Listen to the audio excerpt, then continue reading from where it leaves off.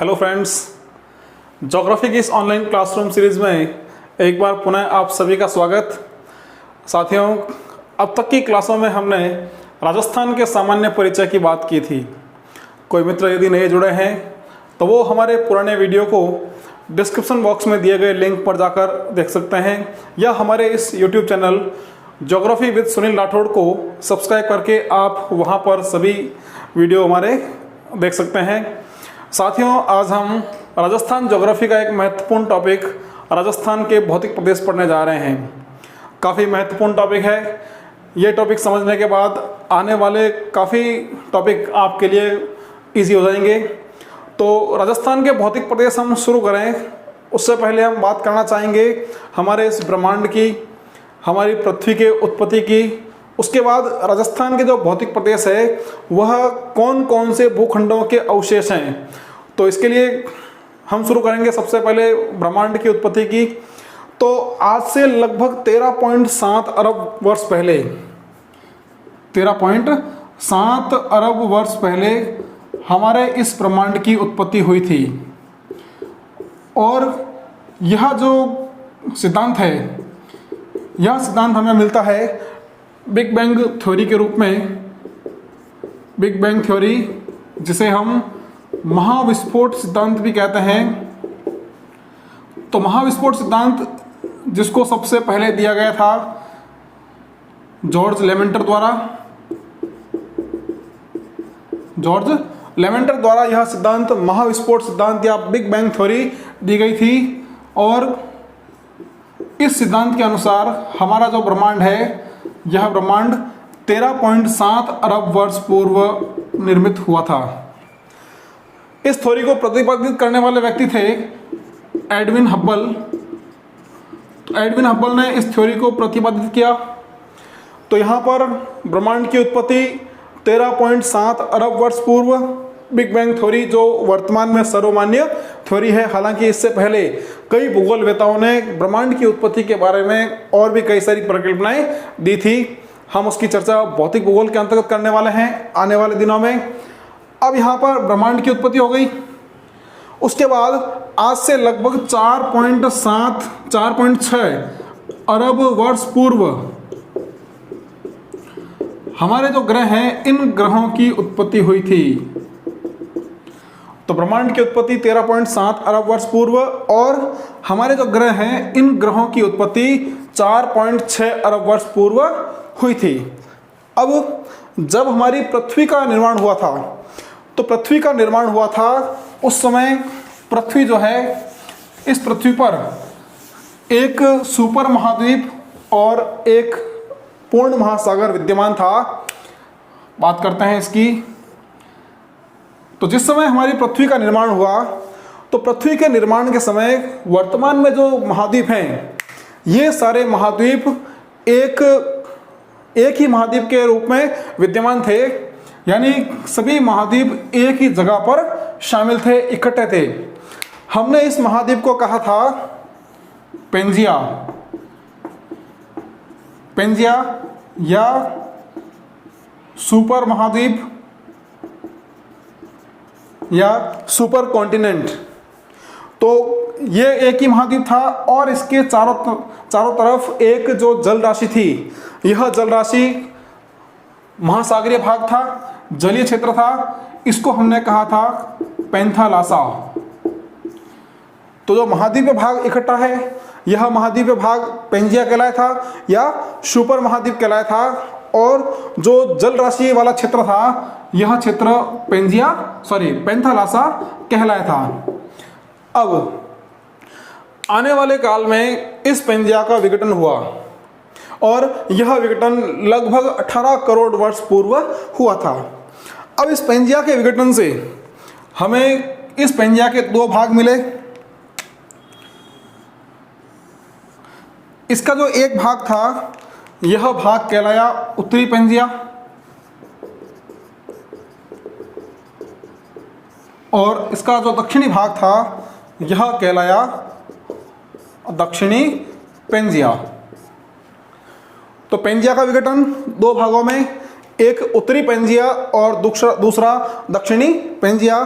और इस पेंजिया के दोनों भाग के बीच यहाँ पर जो जल राशि थी उस जल राशि का नाम था टेथिस महासागर। टेथिस महासागर, और भौगोलिक शब्दावली में इसे हम कहेंगे भूसन्नति, यानी वह महासागरीय क्षेत्र जो चौड़ाई में कम है, गहराई में कम है, लेकिन उसकी लंबाई अधिक है, तो वह भूसन्नति कहलाता है। तो पेंजिया के इन दोनों भागों के बीच जो जल राशि वाला क्षेत्र था उसे हमने टेथिस महासागर कहा था। वापस आते हैं हम। उत्तरी पेंजिया जो है, इस उत्तरी पेंजिया को हम आम बोलचाल में अंगारा लैंड या इसे हम कहते हैं लॉरेंसिया। तो उत्तरी पेंजिया अंगारा लैंड या लॉरेंसिया के नाम से विख्यात हुआ, और जो दक्षिणी पेंजिया है यह कहलाया था गोंडवाना लैंड। यहां इनका जिक्र करना इसलिए आवश्यक है क्योंकि राजस्थान के जो भौतिक प्रदेश है वह भौतिक प्रदेश टेथिस महासागर और गोंडवाना लैंड के अवशेष है। तो यहाँ पर उत्तरी पेंजिया और दक्षिणी पेंजिया, उत्तरी पेंजिया को हमने अंगारा लैंड या लॉरेंसिया के नाम से जाना है, और जो दक्षिणी पेंजिया है इसको हमने गोंडवाना लैंड से या गोंडवाना लैंड के नाम से जाना है। अब इन्हीं पेंजिया के भागों से हमारे जो वर्तमान महाद्वीप हैं इन महाद्वीपों का निर्माण हुआ था। जैसे जो उत्तरी पेंजिया है, इस उत्तरी पेंजिया के विघटन से हमको उत्तरी अमेरिका मिला, इसी के विघटन से हमको ग्रीनलैंड मिला था, और इसी के विघटन से हमको यूरोप और एशिया महाद्वीप मिले हैं। यूरोप और एशिया महाद्वीप। इसी तरह जो दक्षिणी पेंजिया है, इस दक्षिणी पेंजिया के विघटन से हमको दक्षिण अमेरिका मिला था, साउथ अमेरिका। साथ ही साथ हमको मिला था अफ्रीका महाद्वीप, और इसी भाग से हमारे भारत और ऑस्ट्रेलिया का भी निर्माण हुआ है। भारत और ऑस्ट्रेलिया, साथ ही साथ यहाँ हमें अंटार्कटिका का जो निर्माण हुआ है वो भी इसी भाग से हुआ था। तो पेंजिया के जो दो भाग हुए थे, उत्तरी भाग से हमें उत्तरी अमेरिका, यूरोप और एशिया का जो है निर्माण हुआ था, और जो दक्षिणी भाग है इस दक्षिणी भाग से दक्षिण America, Africa, Antarctica, Bharat, Australia सहित जो दक्षिण पूर्व एशिया के देश हैं इनका निर्माण इस गोंडवाना लैंड से हुआ था। अब आज से लगभग 9 करोड़ वर्ष पूर्व जो भारत का जो क्षेत्र है वह अफ्रीका के साथ जुड़ा हुआ था, और लगभग 9 करोड़ वर्ष पूर्व वह भारत का हिस्सा अफ्रीका से टूटकर उत्तर पूर्व की ओर चलना प्रारंभ हुआ था, और लगभग 4 करोड़ वर्ष पूर्व, आज से 4 करोड़ वर्ष पूर्व भारत का वह हिस्सा यहाँ से टूटकर इस प्लेट से टकराया था जहाँ यूरोप और एशिया वर्तमान में है। इसे हम कहते हैं यूरेशियन प्लेट, और जो भारत यहाँ से उत्तर की ओर चला था उस प्लेट को कहते हैं Indo Austric plate. Indo Austric plate. तो लगभग 4 करोड़ वर्ष पूर्व इस यूरेशियन प्लेट और इंडो ऑस्ट्रिक प्लेट के टकराने से हिमालय पर्वतमाला की उत्पत्ति हुई थी, और जो वर्तमान भारत है वह वर्तमान भारत इस प्लेट से जुड़ गया था। यहाँ तक कोई दिक्कत नहीं। तो यहाँ हमने अंगारा लैंड और गोंडवाना लैंड की बात की। अब जो भारत का अधिकांश भाग है, हिमालय पर्वत के दक्षिण का भाग, वह पूरा भाग किसके अवशेष के रूप में है? वह गोंडवाना लैंड के अवशेष के रूप में है। कोई दिक्कत नहीं। तो अब राजस्थान के जो भौतिक प्रदेश हैं, 2 महत्वपूर्ण भौतिक प्रदेश जो गोंडवाना लैंड के अवशेष है, हम आने वाले वर्गीकरण में बात करेंगे कि ये किस काल में इन भौतिक प्रदेशों की उत्पत्ति हुई और ये भौतिक प्रदेश किस किस के अवशेष हैं। अब हम बात करेंगे राजस्थान के भौतिक प्रदेशों के विभाजन की।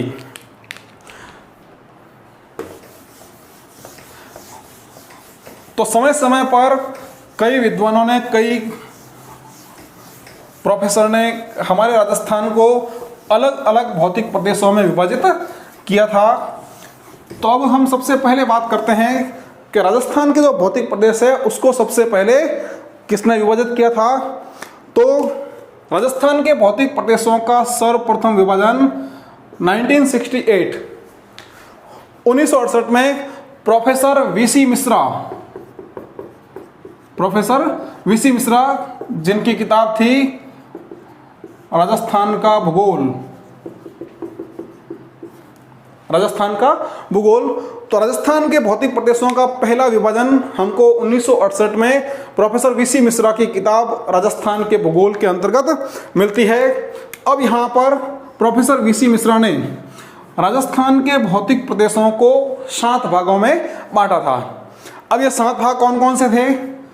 इसमें पहला भाग था पश्चिमी शुष्क प्रदेश, इसका दूसरा भाग था अर्ध शुष्क प्रदेश,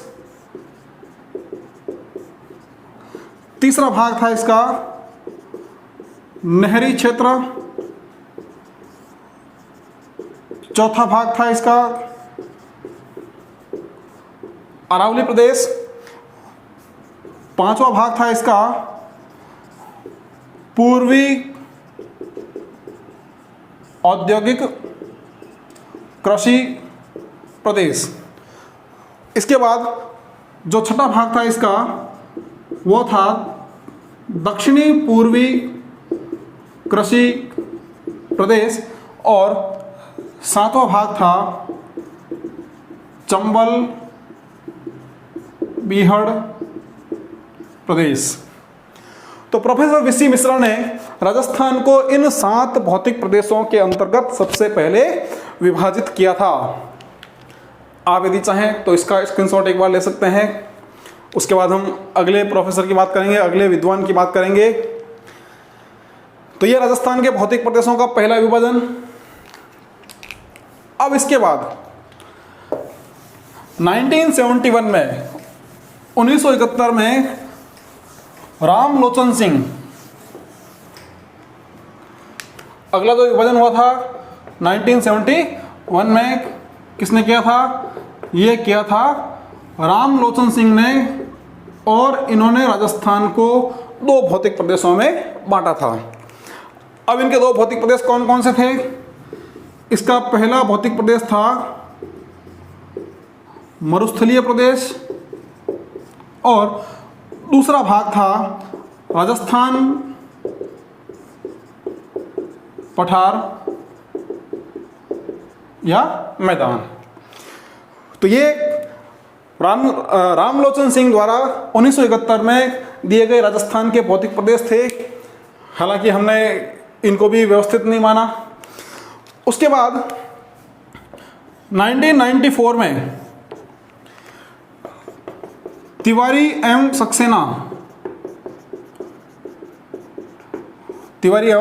सक्सेना जिन्होंने राजस्थान को 3 भौतिक प्रदेशों में बांटा था, और यह जो 3 भौतिक प्रदेश थे वो था पश्चिमी मरुस्थलीय प्रदेश, दूसरा भाग था पहाड़ी क्षेत्र, और तीसरा भाग था पठारी क्षेत्र। तो ये तिवारी एवं सक्सेना द्वारा राजस्थान के जो 3 भौतिक प्रदेश दिए गए थे, मरुस्थलीय भाग को कहा गया था मरु, पहाड़ी क्षेत्र को कहा गया था मेरु, और पठारी क्षेत्र को कहा गया था माल। तो ये राजस्थान के भौतिक प्रदेश तिवारी एवं सक्सेना द्वारा विभाजित। अब इसके बाद जो राजस्थान का सर्वमान्य भौतिक प्रदेशों का विभाजन है वह 1998 में योजना आयोग और कृषि विभाग द्वारा विभाजित किया गया था, और इसी भौतिक प्रदेश के विभाजन को हम आने वाले दिनों में, आने वाले समय में पढ़ने वाले हैं। तो जो वर्तमान भौतिक प्रदेशों का विभाजन है यह 1998 में यह किसके द्वारा यह बांटा गया था? योजना आयोग और कृषि विभाग द्वारा, और इन्होंने राजस्थान के भौतिक प्रदेशों को 4 भागों में बांटा था। तो हम बात करेंगे राजस्थान के 4 भौतिक प्रदेश और उनके सब डिवीज़न।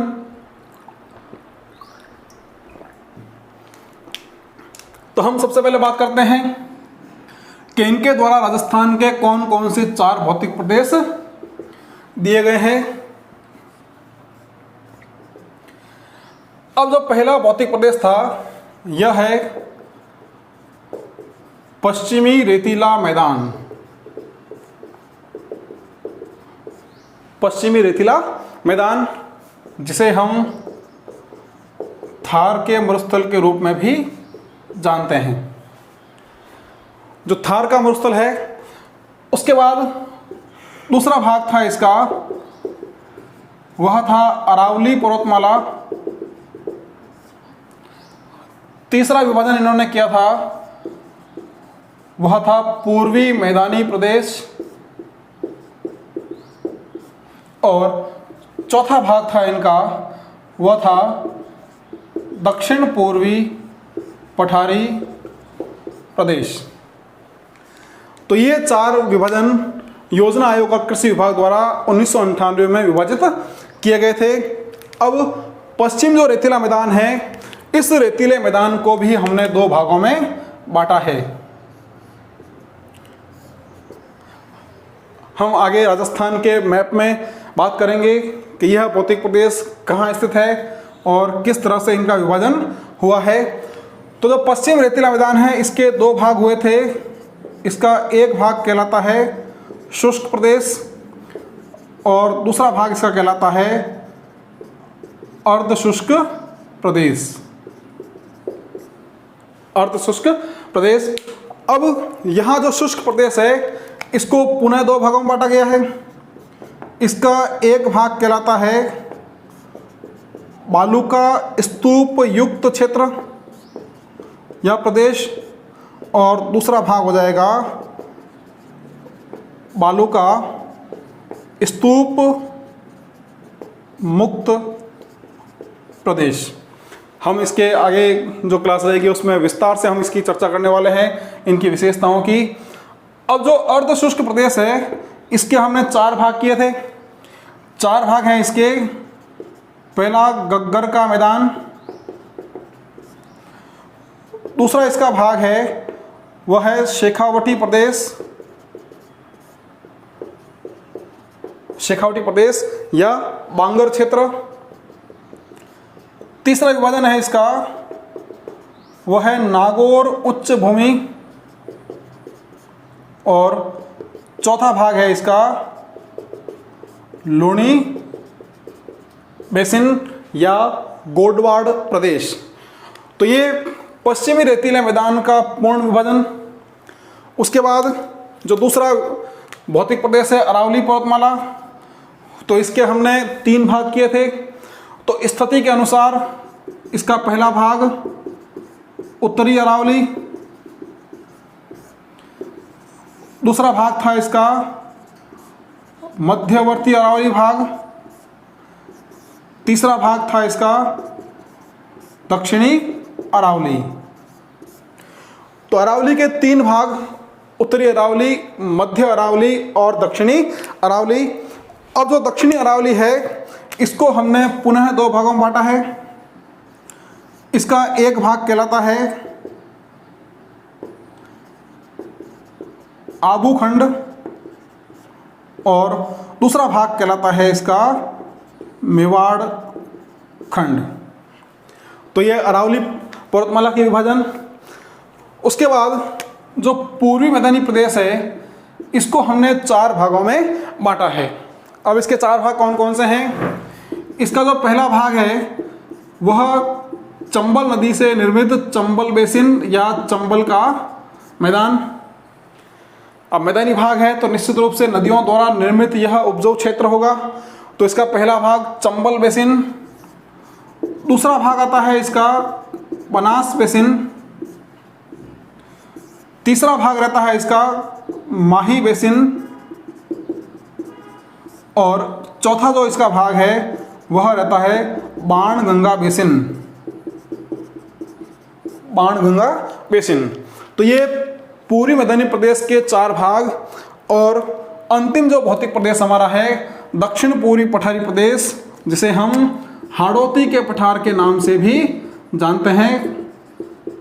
तो संरचना के आधार पर इसको हमने 2 भागों में बांटा है। इसका जो पहला भाग है यह कहलाता है विंध्यन कगार भूमि। विंध्यन कगार भूमि। और दूसरा भाग कहलाता है इसका दक्कन लावा क्षेत्र। दक्कन लावा क्षेत्र। हम जब हम इसको विस्तार से पढ़ेंगे तब बात करेंगे कि इसको विंध्यन कगार क्यों कहते हैं, इसको दक्कन लावा क्षेत्र क्यों कहते हैं। फिर इसके विस्तार में हम आगे और बात करेंगे कि इन भौतिक प्रदेशों का क्षेत्र कितना है, इसमें जनसंख्या कितनी है, इसकी उत्पत्ति कौन से काल में हुई है, यहाँ कितने जिले हैं और इनमें जो स्थानीय विशेषताएं हैं वो विशेषताएं क्या है। अभी आप एक बार राजस्थान के जो भौतिक प्रदेश हैं इसकी जो सारणी है उसको आप एक बार कैप्चर कर सकते हैं स्क्रीनशॉट के द्वारा।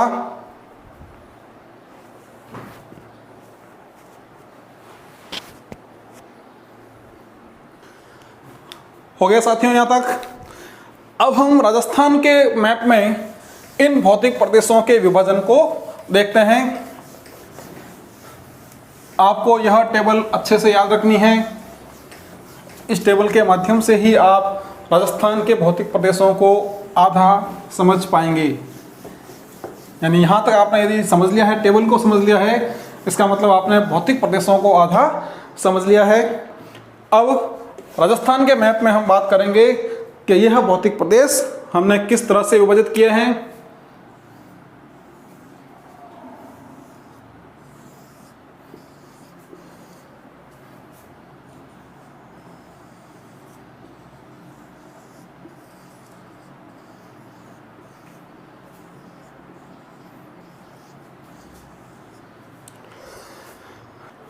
तो यह हमारा राजस्थान हो गया। अब राजस्थान के लगभग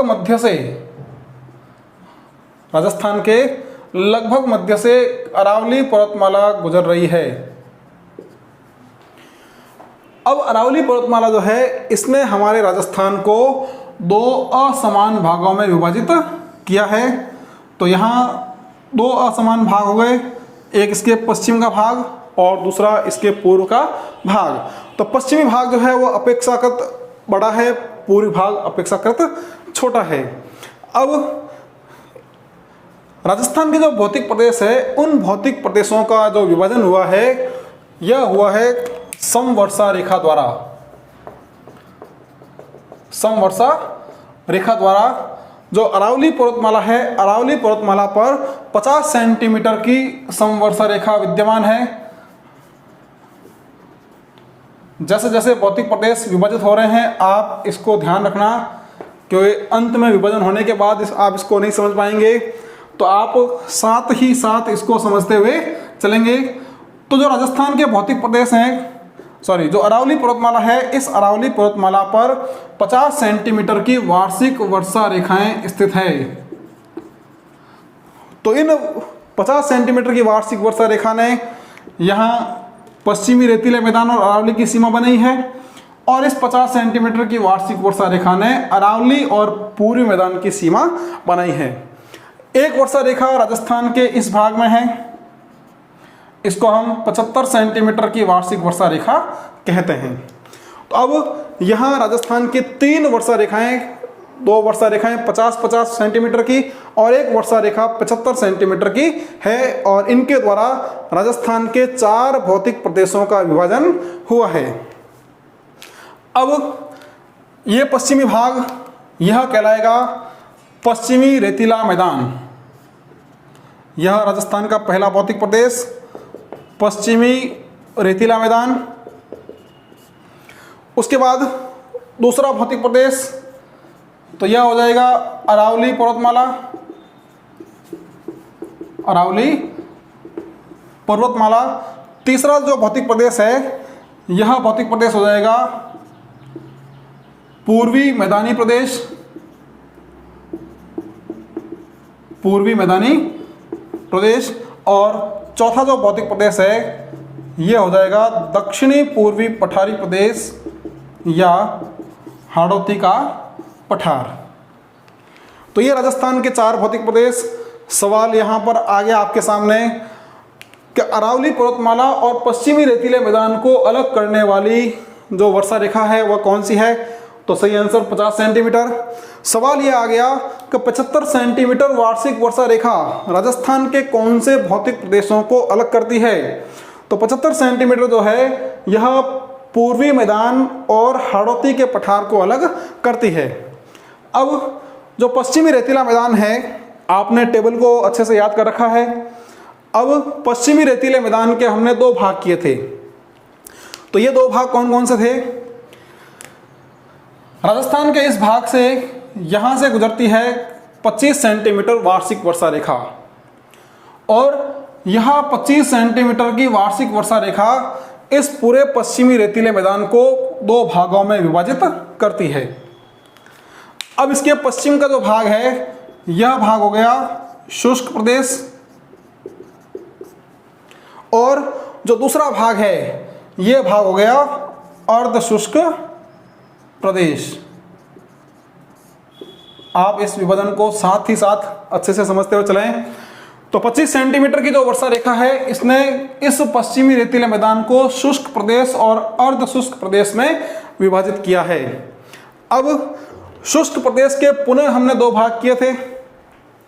तो शुष्क प्रदेश जो है इसके अधिकांश भाग पर रेतीले टीलों का विस्तार है। तो जिस क्षेत्र में रेतीले टीलों का विस्तार है वह क्षेत्र कहलाता है बालू का स्तूप युक्त क्षेत्र या बालू का युक्त क्षेत्र। उसके बाद जैसलमेर है, यहाँ पर जोधपुर है और बाड़मेर है। तो जैसलमेर, जोधपुर और बाड़मेर का कुछ भाग यहाँ ऐसा है जहाँ पर चट्टानों का विस्तार है, यहाँ बालू का रेत नहीं है। तो यह क्षेत्र कहलाता है बालू का मुक्त प्रदेश। तो यह क्षेत्र जो अधिकांश भाग जहाँ बालू का रेत फैली हुई है, जहाँ टीले हैं, वह क्षेत्र बालू का युक्त प्रदेश, और जहाँ पर चट्टानों का विस्तार है वह क्षेत्र बालू का मुक्त प्रदेश। तो शुष्क प्रदेश के 2 भाग, बालू का युक्त प्रदेश और बालू का मुक्त प्रदेश। बात करते हैं हम अर्ध शुष्क प्रदेश की। तो अर्ध शुष्क प्रदेश जो है इसके पश्चिम की ओर 25 सेंटीमीटर की वार्षिक वर्षा रेखा, और इसके पूर्व की ओर 50 सेंटीमीटर की वार्षिक वर्षा रेखा। अब आपके सामने एक सवाल यदि इस तरह से आए कि 50 सेंटीमीटर वार्षिक वर्षा रेखा किसे अलग करती है? तो 50 सेंटीमीटर की जो ये वार्षिक वर्षा रेखा है, यह वर्षा रेखा अरावली पर्वतमाला और पश्चिम रेतीले मैदान को अलग करती है। यदि ऑप्शन में पश्चिमी रेतीले मैदान की जगह शुष्क प्रदेश है तब भी उसका आंसर सही होगा, क्योंकि यह 50 सेंटीमीटर अरावली पर्वतमाला और इस अर्ध शुष्क प्रदेश को अलग कर रही है। तो ये आप विशेष ध्यान रखें। अब हमने अर्ध शुष्क प्रदेश के 4 भाग किए थे। तो 4 भाग कौन कौन से हैं देखें। यहाँ सबसे ऊपर हिमालय क्षेत्र से आने वाली गग्गर नदी है, और गग्गर नदी से निर्मित यह भाग कहलाता है गग्गर का मैदान। गग्गर का मैदान गंगानगर हनुमानगढ़ में इसका विस्तार है। हम आगे इसकी पूर्ण व्याख्या करेंगे। तो गग्गर का मैदान, उसके बाद चूरू, सीकर और झुंझुनू जिलों का जो समूह है, जो क्षेत्र है, यहाँ पर स्थित है शेखावटी प्रदेश, जिसे बांगर प्रदेश भी हम कहते हैं। उसके बाद पूर्वी जोधपुर और नागौर का जो क्षेत्र है, यह क्षेत्र कहलाता है नागौर उच्च भूमि। नागौर उच्च भूमि। और जो दक्षिणी भाग है इसका, जो पाली, जालोर और बाड़मेर जिलों में फैला हुआ है, यह कहलाता है लूणी बेसिन या गोडवाड़ बेसिन। तो अर्ध शुष्क प्रदेश के 4 भाग हो गए, गग्गर का मैदान, शेखावटी प्रदेश, नागौर उच्च भूमि और लूणी बेसिन या गोडवाड़ बेसिन। अब दूसरे भौतिक प्रदेश की हम बात करें तो वह आता है अरावली पर्वतमाला। तो अरावली पर्वतमाला जिसको हमने स्थिति के आधार पर 3 भागों में बांटा है। अब इसका जो उत्तरी भाग है जिसका मुख्य विस्तार जयपुर, झुंझुनू, सीकर, अलवर में है, और यह जो भाग है यह कहलाता है उत्तरी अरावली। मैंने यहाँ इसको शॉर्ट में लिखा है, आप इसको अच्छे से समझ के लिखें। जिस समय आप मैप बनाएं अपने नोट में तो आप उस मैप में इसको पूरा लिखें उत्तरी अरावली। तो उत्तरी अरावली मुख्य विस्तार इसका जयपुर, सीकर, झुंझुनू और अलवर जिलों में। उसके बाद जो इसका मध्यवर्ती भाग है, मध्यवर्ती भाग फैला हुआ है मुख्य रूप से पाली में, अजमेर में और राजसमंद जिलों में। इसको हम कहेंगे मध्य अरावली या मध्यवर्ती अरावली। और इसका जो दक्षिणी भाग है जिसका विस्तार उदयपुर में है, सिरोही में है, बांसवाड़ा और डूंगरपुर में है, तो यह कहलाएगा दक्षिणी अरावली। दक्षिणी अरावली। तो इस तरह से स्थिति के आधार पर अरावली पर्वतमाला के 3 भाग हो गए, उत्तरी अरावली, मध्य अरावली और दक्षिणी अरावली। अब जो दक्षिणी अरावली है, इस दक्षिणी अरावली के हमने 2 भाग किए हैं, ध्यान से देखना। इसका एक भाग जो यहाँ है, जो सिरोही जिले में है, इसको हम कहते हैं आबू क्षेत्र या आबू खंड, आबू खंड। और इसका जो दूसरा भाग है यह कहलाता है मेवाड़ खंड। तो दक्षिणी अरावली के 2 भाग, एक आबू खंड जो मुख्य रूप से सिरोही में है और दूसरा मेवाड़ खंड जो उदयपुर, बांसवाड़ा और डूंगरपुर जिलों में फैला हुआ है। तो यह अरावली का पूर्ण विभाजन। अब हम बात करते हैं तीसरे भौतिक प्रदेश की, जो है पूर्वी मैदानी प्रदेश। और यह मैदानी प्रदेश नदियों के द्वारा निर्मित है। यहाँ पर 4 नदी बेसिन हैं। तो सबसे पहले राजस्थान के इस क्षेत्र से चंबल नदी का प्रवाह होता है, और चंबल नदी के द्वारा जो निर्मित मैदानी भाग है, यह मैदानी भाग कहलाता है चंबल बेसिन। चंबल बेसिन। उसके बाद यहाँ बनास और इसकी सहायक नदियों से निर्मित मैदानी भाग है जिसे हम कहते हैं बनास बेसिन। बनास बेसिन के बाद यहाँ माही और इसकी सहायक नदियों से निर्मित जो मैदानी भाग है इसको हम कहते हैं माही बेसिन। और उत्तरी भाग में जयपुर, अलवर, भरतपुर में जो बाणगंगा नदी से निर्मित मैदानी भाग है इसे हम कहते हैं बाणगंगा बेसिन। तो ये राजस्थान के पूर्वी मैदानी प्रदेश का पूर्ण विभाजन 4 भाग हमने किए इसके, Chambal basin, Banganga basin, Banas basin और माही बेसिन। अब राजस्थान का अंतिम भौतिक प्रदेश हाड़ौती का पठार। तो हाड़ौती के पठार को हमने संरचना के आधार पर 2 भागों में बांटा था। इसका एक भाग जो मुख्य रूप से कोटा और सवाईमाधोपुर में है, और जो चंबल नदी के साथ साथ करौली और धौलपुर तक फैला हुआ है, इसे कहते हैं विंध्यन कगार भूमि। विंध्यन कगार भूमि।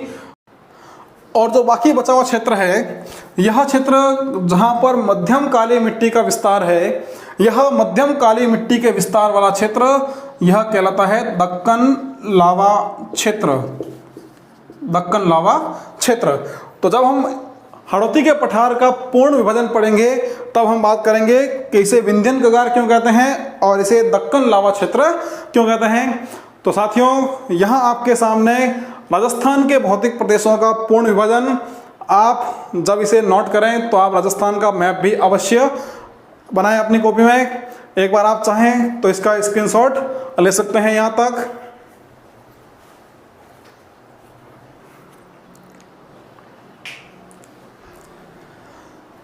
तो यहाँ तक की जो साथियों हमने चर्चा की है, इस चर्चा के अंतर्गत हमने बात की कि कैसे राजस्थान के भौतिक प्रदेशों का विभाजन अलग अलग विद्वानों द्वारा किया गया था और कैसे हमें आखिरी जो राजस्थान का कृषि विभाग जो योजना आयोग है उसके द्वारा किस तरह से हमें राजस्थान का ये वर्तमान विभाजन प्राप्त हुआ है। उम्मीद करता हूँ आज की क्लास आपको पसंद आई होगी। अगली क्लास में हम राजस्थान के विभिन्न भौतिक प्रदेशों की पूर्ण व्याख्या करने वाले हैं। उसके साथ हम बहुत जल्द आपसे फिर मिलेंगे। जो मित्र लगातार मुझसे जुड़ रहे हैं वह इस चैनल को सब्सक्राइब जरूर करें। आपका साथ, आपका स्नेह हमारे साथ हमेशा इसी तरह बना रहे। आप इन वीडियो को अपने मित्रों तक जरूर शेयर करते रहें। अगली क्लास के साथ बहुत जल्द फिर मिलेंगे। तब तक बहुत बहुत धन्यवाद। Thank you.